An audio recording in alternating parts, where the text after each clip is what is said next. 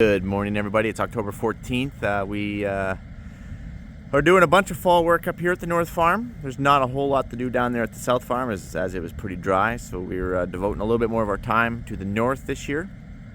So we managed to get the blade hooked back up. This blade has been on loan to us actually all year, though we only use it in the spring. Lee had this on the 724 Fendt tractor. He was kind of filling in a little bit some of the V-ditching that we did. And then obviously it kind of got parked over the course of summer and we just hooked it back up again. So this blade is actually a dozer blade that's been converted, and it's been on loan to us from Layne over there at, I think over at Clair, Saskatchewan, but its company is Clair Conversions because it's actually a big I don't know if it's a D9 dozer blade, whatever it is, but it's a dozer blade that has been converted into a pull dozer. So, big thanks to Layne over there, Clair Conversions, for loaning us this blade. We're going to play around with it a little bit more. And then I think he's going to come back and he's going to pick it up here. So we better get cracking with it. Of course, we got it on Ole Red. Great job for Ole Red. Although a power shift would be pretty handy. Let's get this thing fired up. All right. Now, this thing has an 855 Cummins in it. It's rocking out at around 400 horsepower. So for all you guys who know that these Cummins are kind of cold starters, they're cold starters.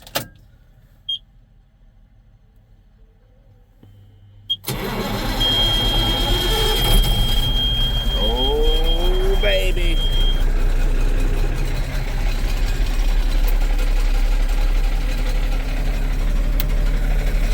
Let her get a little heat here.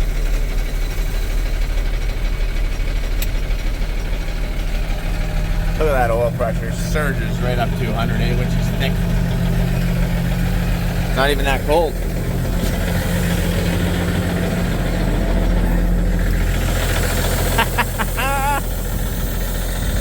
No depth on this unit. So we also have the 724 down here. We have it hooked up to that 3-point hitch disc. And the reason why is because we're thinking that we might disc some of this scraping that we've been doing.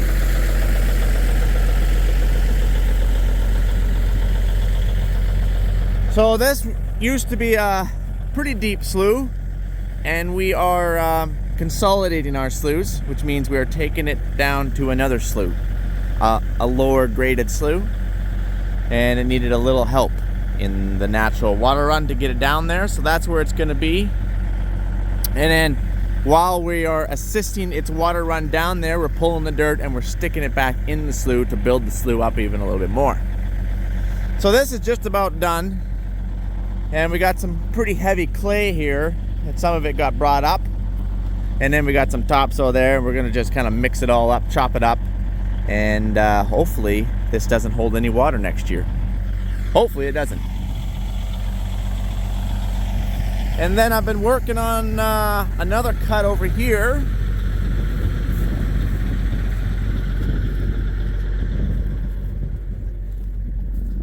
If I can ever get over here. And this part of the slough is actually a little bit lower, and there was already a water run here. So we're just kind of cutting it, cleaning it up, taking it down to that slough, which is right down there.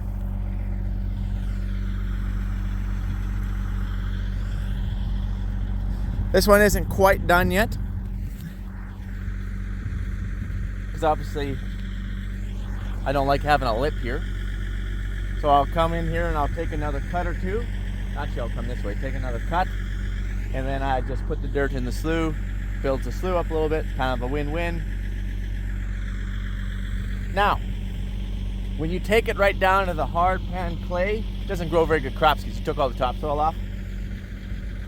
But it is what it is.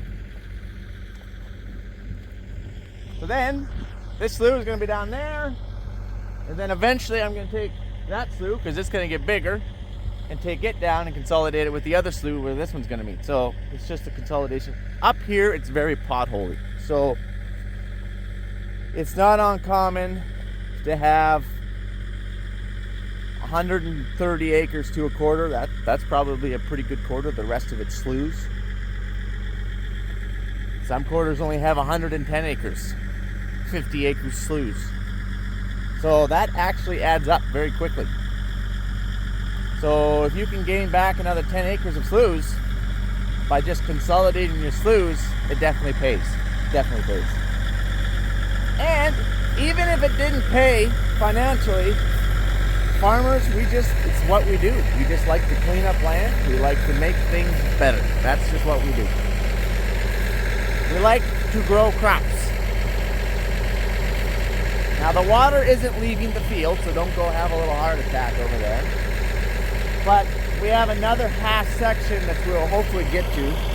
Maybe we won't get to it this year because it's a slow process, right? You're not just going to clean up a bunch of sloughs in a matter of a day. But we have another half section over there that has 19 sloughs on a half. 19 sloughs. And no, it's got 19 sloughs that I don't think I can farm, and 7 sloughs that I can farm. So 7 sloughs are going to go into 19 sloughs, and maybe I can trim down some of those 19s, get down to 17 sloughs. That is a lot of sloughs. A lot of sloughs. Anyway, it's some ridiculous number like that. We have it all mapped out. So that's what we're going to do. That's the plan. That's the plan, Stan. So we got to let this old girl warm up, and then we'll start cracking at it. All right. If you're wondering what that is, it's a Bluetooth speaker, I think, for Donovan, I think, was running this thing. Go. Yeah, the sound system in Ole Red, it's not awesome.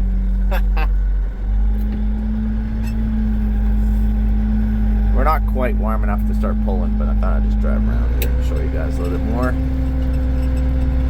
So now you can get a little bit better view of the dirt that I'm putting in. This was a really low spot here, building it up. And then when it does run, it's going to run down into this next slough down over here. And then there's the hoe over there. We actually had to do a little bit more of assisted digging over there. We did the same with these. We cleaned out with the hoe, because what we were doing is, well, first of all, we botched it really bad for the first 3 or 4 or 17 times. And then we finally got everything figured out what we needed to do. We took a roller wheel and we would measure. This is after like botched it so many times. We took a roller wheel and we would roll however long our water run, whatever our distance would be. So then when we had that X number, whatever that number was, 500 feet, 1,000 feet, whatever that was, then we could determine, oh yeah, and then obviously we'd have to use our laser transit, whatever, and we'd check our height at point A to point B, where the other slough is, this slough right here, and see what our drop is. And then once we know our drop, our elevation difference, and then we know our distance, then we can calculate in how much slope we need to get there. Well, it's a good thing we learned everything the hard way, because that we botched real bad. We didn't do any of that. We're like, oh yeah, I think just, you know, we'll just put in like a 0.5 or a 0.4 % of a slope, just a gradual kind of a slope. And we didn't do any measuring or calculating. And when we got to where we wanted to be, we were going way too stinking deep. So we were filling it back in, and we're like, okay, new plan. So anyways, we finally got it figured out how to do it half decently right. And we're definitely no professionals at it, I'll tell you that for sure. But we're learning as we go. We're learning the hard way, but we're learning as we go. So anyways, we go along with the Traco, and we cut our edge, you know, whether it be 6 inches, 1 foot, go all the way down. And then I've been coming with this, because then I like to see where my, I'll stop here. Here, let me just show you. I'll just show you instead. All right. Oh, okay. So like I said, this was already a water run, but it needed to be sloped a little bit better. So we actually came in with the hoe first. And then we had, you know, after we did our calculations, we came in with the hoe, and we had our laser level, and we were going all the way down with the hoe, and we were just scratching. So some places we had to take 6 inches, which is nothing. You're just making good time. Another spot, I think maybe right here, we had to take 1.5 feet or something like that.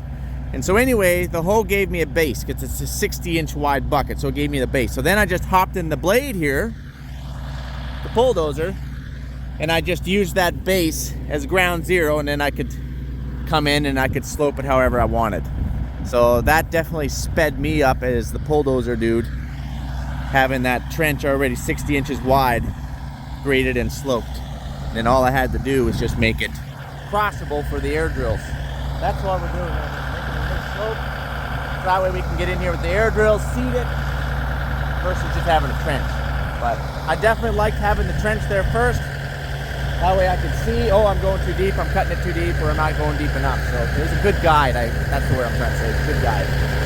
But anyways, this is another slough. We brought some dirt over from over there, and we're filling this one up a little bit.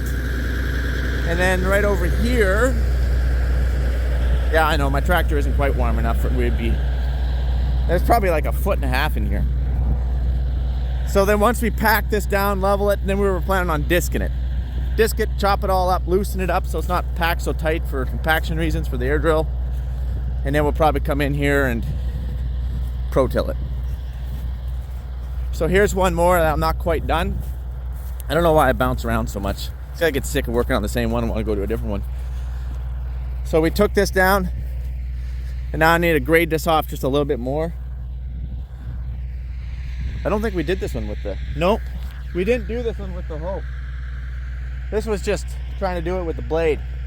You can do it, but I like to have the reference to how deep that I need to stop going, or we want to grade this one a little bit better, because there's another slough right there. I know, just slough. That we want to bring down, and we're going to merge it with this slough, and then we're going to cut this one and put it over there, so we'll put 4 sloughs in this one, something like that. You guys get the idea. We're consolidating, and even if we don't gain any more acres, because this slough is just going to get bigger, we're going to gain efficiency, because it's not efficient to go around 27 sloughs a quarter. It's just not. It's not. You gotta try and consolidate. Anyways, that's it. Next video, I guess we'll do some blading. Yeah, I know, I'm back. 724 over there. He's just picking a few rocks. We don't actually have a rock picker up here, so I guess that's our rock picker right now. The field that we're on is actually the first quarter that I bought up here. We call it the Hazel quarter, and this is the one with all that organic matter, so I just wanted to point it out that it has been harrowed. So we've been working with Schulte a little bit. Schulte Industries up here, they're Saskatchewan based manufacturing for rock pickers, snow blowers, disc harrow, and obviously their most well known is the Schulte mower. So yeah, so this has actually been disc harrowed. Kind of a fan, not gonna lie. Right now Donovan is out there. I can't do any videos with that machine because we had to sign a bunch of NDAs. We're kind of prototyping some stuff. But anyway, it is a disc harrow, I can say that. They do have those out. And right now it's wet. Like it was foggy this morning. It's not great harrowing. But Donovan's just ripping, like we're harrowing just about everything. This year we're gonna harrow it all. Right, wrong, or otherwise, I don't know, but that's what we're gonna do. I'm just doing a really good job in really tough harrowing conditions, so. You can kind of see the ground there. Here, I'll just stop real quick here. So this was harrowed when it was dry. In fact, this might have been harrowed pre-rain. So we got about, I don't know, half to an inch of rain depending on where you are up here. And those discs, they actually they cut in a lot better. They're kind of like a waffle disc. They cut in a lot better when it's wet, obviously. It does a better job. But anyway, pretty dang happy with it.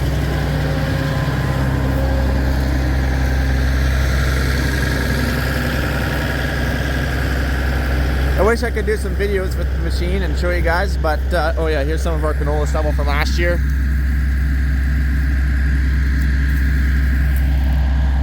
I bet you if you were to look hard enough, you would find some lentil stubble from 2020. Oh man. Still lots of organic matter out in this field, but it did a pretty dang good job. We're pretty happy with it. And right now the job, I think it actually does a better job in wet, tough conditions. It will throw a little more dirt. It's kind of like a pro-till almost. And it will throw a little more dirt, throw it up on top of the stubble, and it kind of incorporates it. So pretty happy with it actually, pretty happy. I just can't do any videos with you.